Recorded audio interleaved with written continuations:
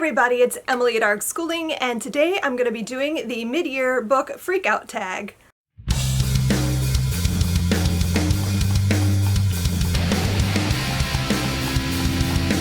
So it's still technically the middle of the year, so I'm a little bit late. I wanted to have this video up like 2 weeks ago, but life.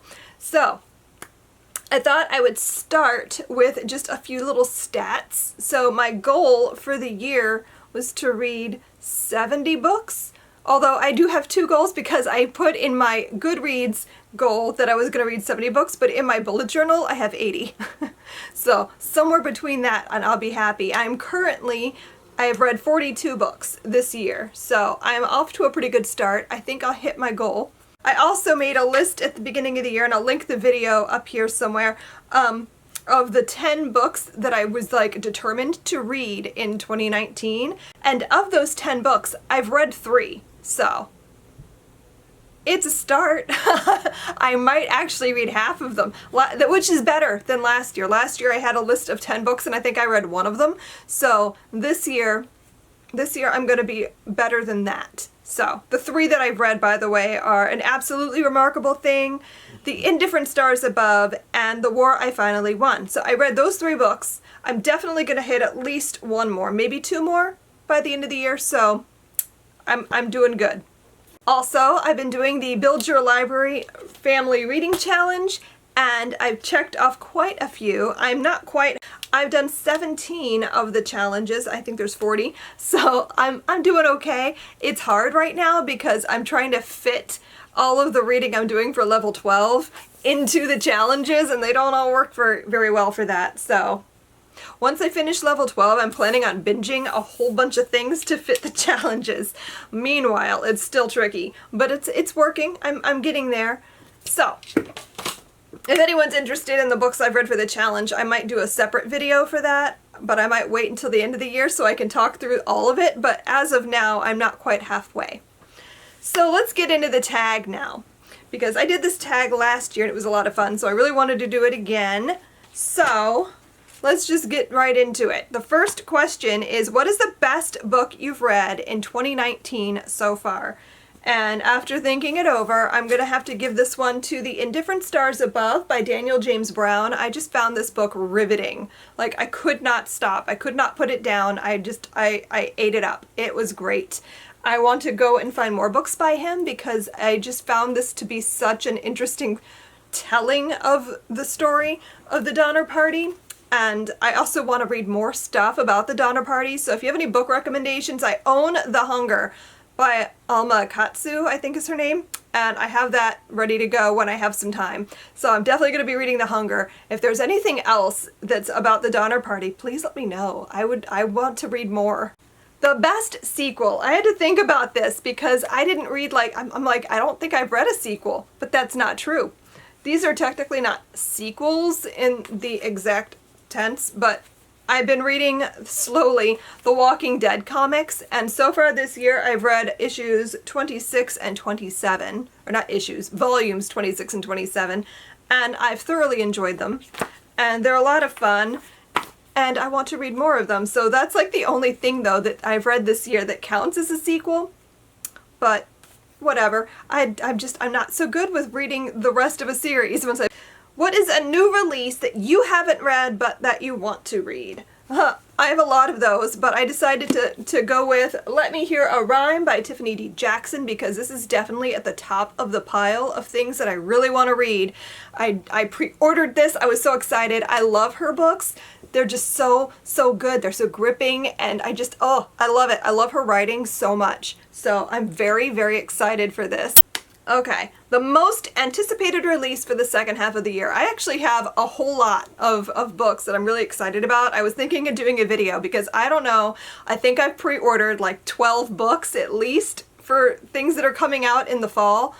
And there's more coming out that I'm just like, but the book that I am the most excited about, the book that I cannot wait to get my hands on, has to be The Toll by Neal Shusterman. I have not anticipated a book this much since the last Harry Potter book came out. I am just like, I'm so excited. So I'm also really hoping that he'll be coming somewhere in the vicinity of New England, because I would very much like to go see him and get a book signed while he's on tour. And I'm like, oh, I'm so excited for this book. You don't even know. I cannot wait. My kids are excited. We're going to be binging the crap out of it. As soon as it comes out, we're going to be doing it as a read aloud. I cannot wait. I'm so excited. Okay. Biggest disappointment. I had to think really hard about this. There's a lot of books I've DNF'd this year, but not necessarily because I didn't like the book, but just because it wasn't going to work for level 12. I'm working really hard on creating this American history curriculum, and I really wanted to choose the best book. So I'd pick up books and start them and go, no, not this, and put it down. So I DNF'd a lot, but none of them were necessarily bad, if that's... So I'm trying to think, what is a book that I was just disappointed? And I'm going to have to give that to The Fever King by Victoria Lee. Now, this isn't a bad book. I did finish it. So, and I gave it 3 stars, so I didn't hate it. But I don't know, this is one of those things, I hyped the crap out of this in my head. I hyped this book up for myself. I didn't even, have a good reason to. I just did. I think I got excited at the idea of a Jewish protagonist in a story not having anything to do with World War II. That was exciting. And I don't know, for whatever reason, I hyped this up, and it was just very okay. And that's all right. A book can be okay. I don't know. I don't have a good reason to say that it wasn't good. It just wasn't what I wanted it to be. I'll probably still read the sequel next year, but I'm not going to expect as much from it, and maybe it will surprise me. The biggest surprise. I don't know. This one was hard too, but I'm going to give it to Space Opera by Catherynne M. Valente. I went into this not really knowing what to expect. I'd never read anything by her before, and I loved it. It was so great. And it was everything I wanted in a silly space romp. It was hilarious, and I was very excited over it. The whole time I was reading it, I was just giddy.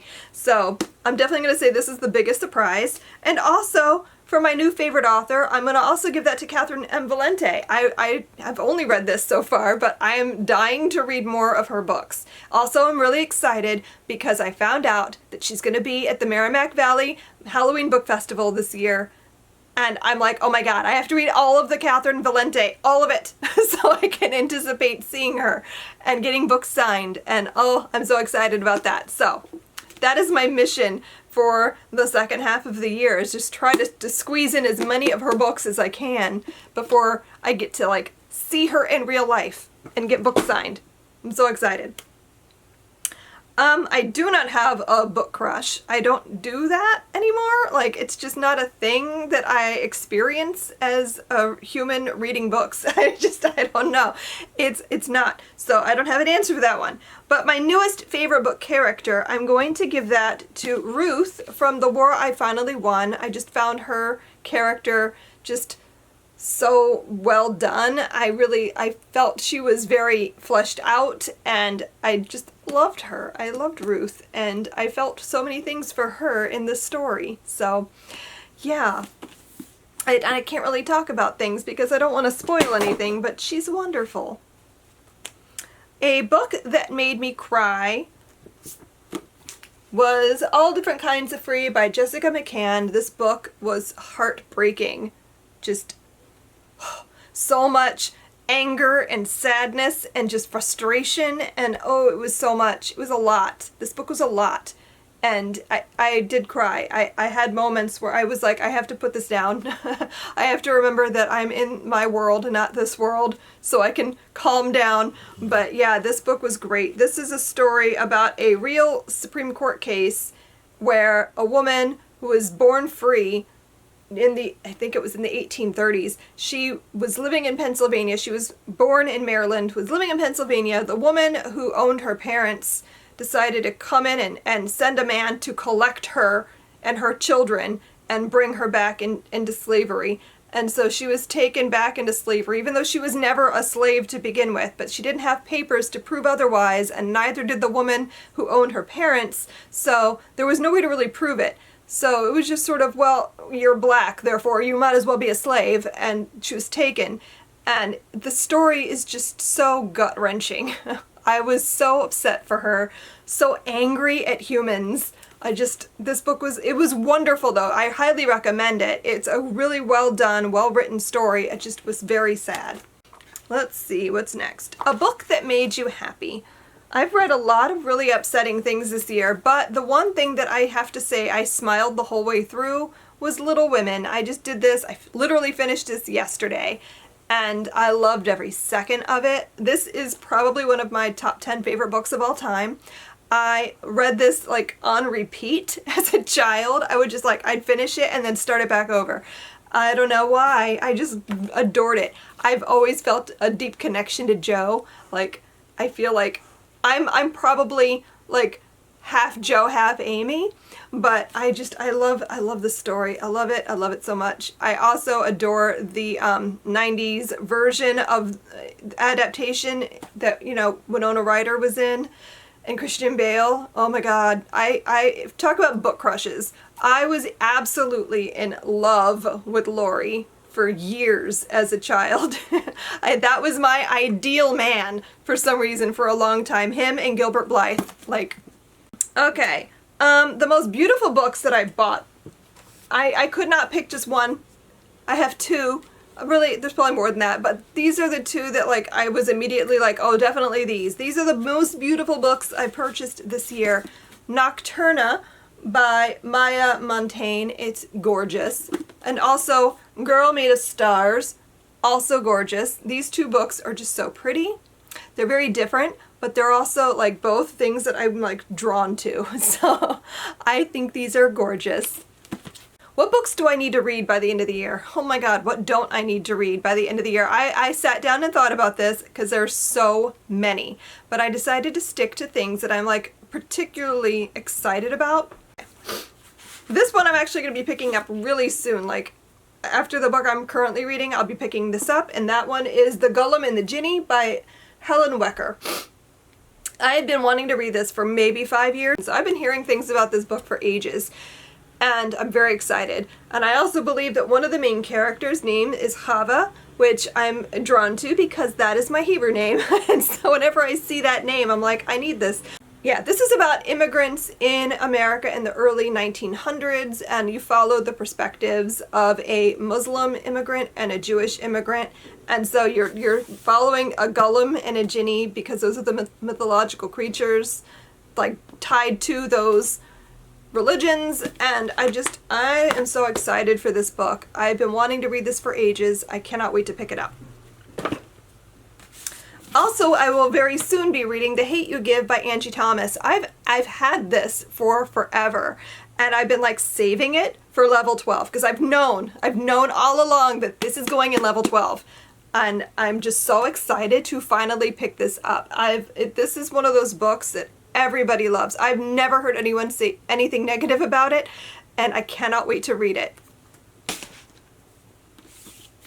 I'm also very excited to pick up Stepsister by Jennifer Donnelly. I've been wanting to read more of her books ever since I read The Shallow Graves, and this one is a fairy tale retelling, but from the perspective of one of the evil stepsisters from Cinderella, and it just sounds great, and I cannot wait to pick it up. And I also this year really want to catch myself up on the Walking Dead comics. I'm so close. I have I have volume 28, 29, 30, and 31, and then I'm caught up until another one comes out. But either way, I'll be caught up. And so I'm very excited to finish that off. So that's it for this tag. I'm not going to tag anybody because this is one of those that everyone's doing it, so I don't know who hasn't yet. And so, if you're watching this and you haven't done the tag and you want to, go for it. It's fun. So how's your year in reading going so far? Are you hitting your goals? Are you behind? Are you ahead? I'd love to hear about it. Let's talk about it down below in the comments. Thanks so much for watching, and I'll see you guys next time. Happy reading. Bye.